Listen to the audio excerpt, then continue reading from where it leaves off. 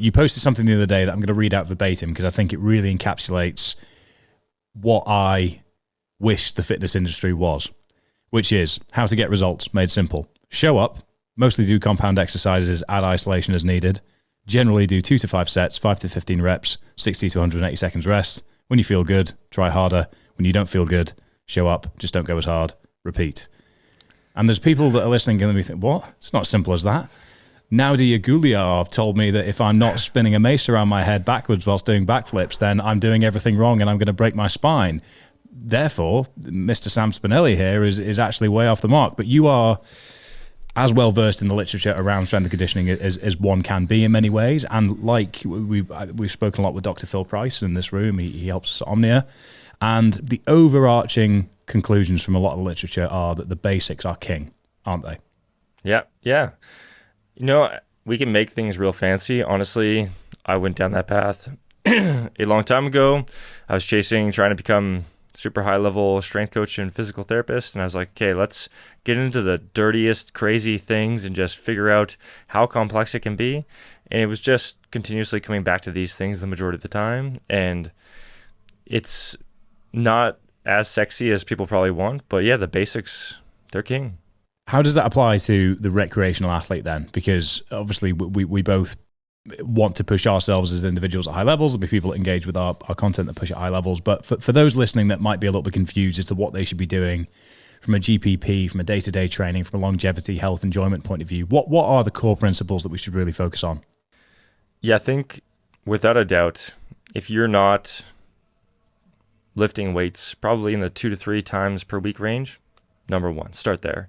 We just see that consistently in research showing that makes huge differences for bone mineral density, which might not sound sexy, but if you are, for instance, a runner and you deal with a bone stress injury, that is a significant injury that can hold you off for months or even years.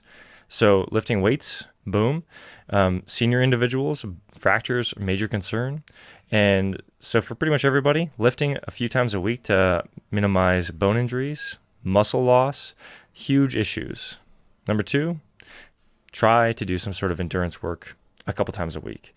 Even like right now, I coach a handful of high-level powerlifters, weightlifters, and strongmen, and they all do endurance work. It's not very intensive because obviously I don't want it to compete with their demands, but they still do it because at the end of the day, they're humans and they need to survive. And if you die from a cardiovascular accident because you disregarded it and just went all in on lifting and doing some questionable choices with supplementation, then you're probably going to have a difficult time showing up to your competition. So yeah, those things should be number 1. And then along with that, like intelligent lifestyle choices you were talking about before. Right now, super stressful time for you, so you're doing a little bit extra sleep. Smart. Most people, if you're not checking off 6 to 8 hours a night, all these other things just really don't matter that much. You need to walk a reasonable amount, lift a reasonable amount, probably breathe heavy a few times a week, and then sleep. And after that, if you're checking off these boxes, we can start to get fancier, like, oh, do deepened range of motion partials matter for hypertrophy?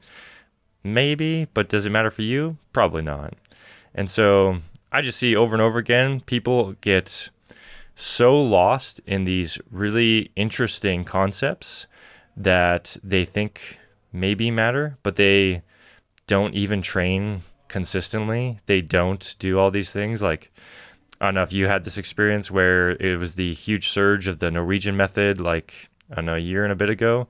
And I had these individuals asking me all the time, like, if they should start doing it. And it was like, okay, well, how many runs a week are you doing at the moment? They're like, well, I like 1 to 2. And it's like, okay, well, that method requires that you do a double day twice a week and accumulate a high amount of volume the rest of the week anyways. And it's like, it doesn't apply to you. Don't worry about these things. Start with just doing the basics.